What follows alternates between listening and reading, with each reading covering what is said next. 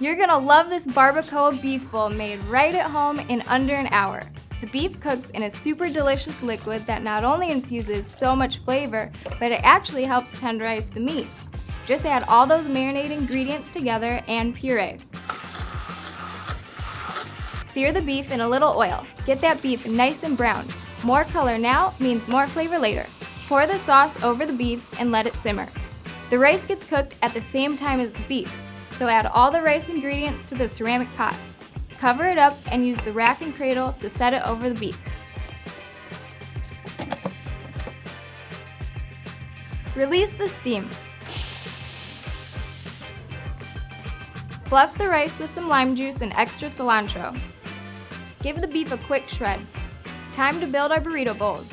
Let's add some toppings. You can't go wrong with salsa, guacamole, red onion, and of course, lots of cheese. How delicious does this look? It's spicy, it's saucy, it's so good.